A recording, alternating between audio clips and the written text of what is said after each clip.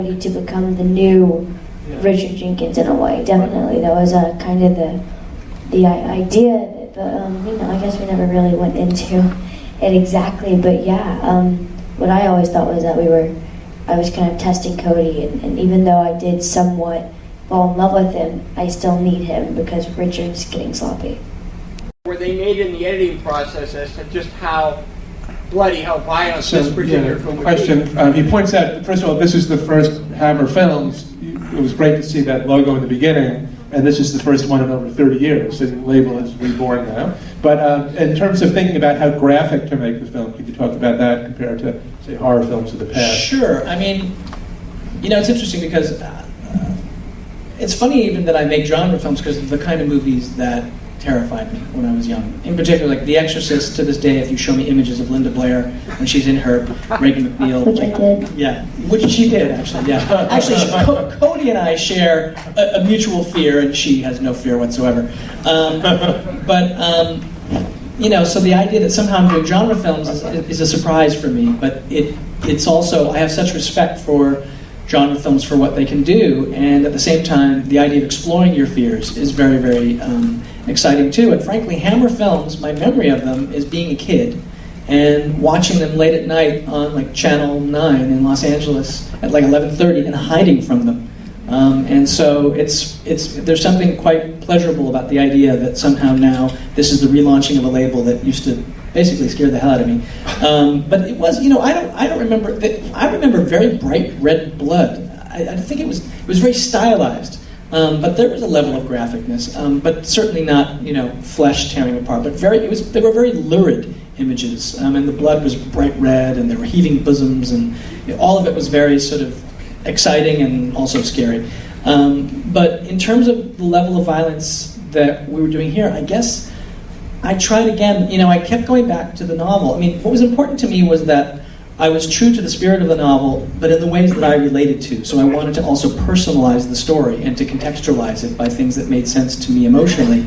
But the book, frankly, is a real horror story. It's like a Stephen King book.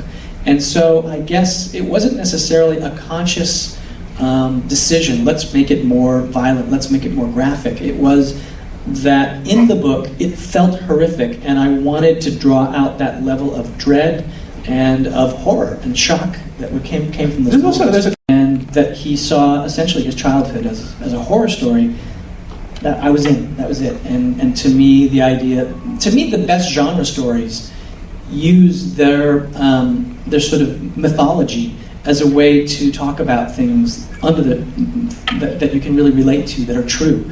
And that was what Lindquist did in his story that really drew me to wanting to do it. Yeah, I guess so. Well, what I can do is I can take like a fully solved Rubik's Cube, right? And act like I did it, no.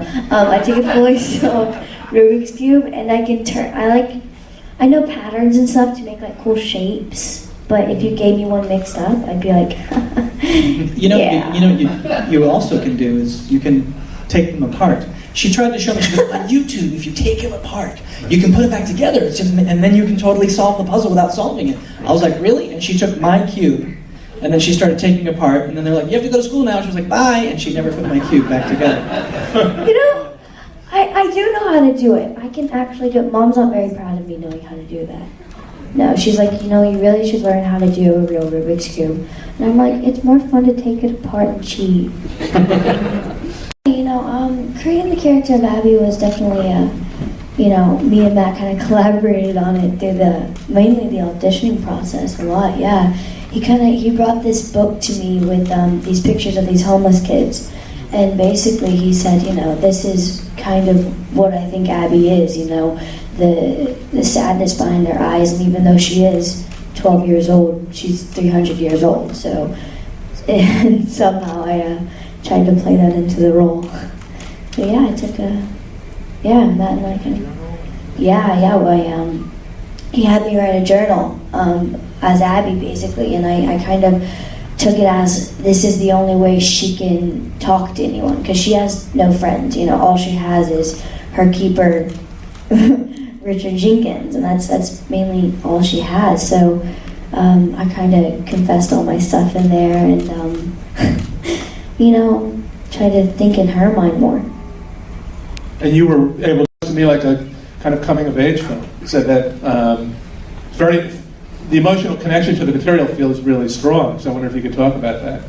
Well, that's exactly what drew me to wanting to do it. I thought that the conceit of Lindquist's story, of John Lindquist, who wrote the novel, Right. wrote the screenplay to the film that was beautifully directed by Thomas Alfredson, that it was really, on the face of it, it was a vampire story, but really that was a metaphor for the horror of adolescence and pre-adolescence. And I really connected to that story. I was bullied when I was young, and my parents went through a difficult divorce, and I grew up at the same time, actually, that Lindquist did, except not in Sweden, in the United States. And so I thought that, that I connected to that story, and it just moved me powerfully. And I actually wrote to Lindquist, and I said, I'm really drawn to doing this. It turned out he was a big fan of Cloverfield, which I was like, oh, that's Right. cool. But he said, I said, listen, I'm not excited about doing this because it's a vampire story. It's a fantastic vampire story, but I really connect to that coming of age story. And he wrote back to me and said,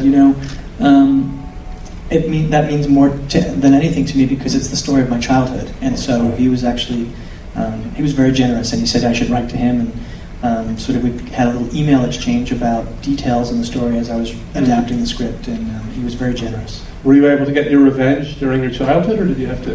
This was it. That's what I was going to say. That's a pretty good way to do it.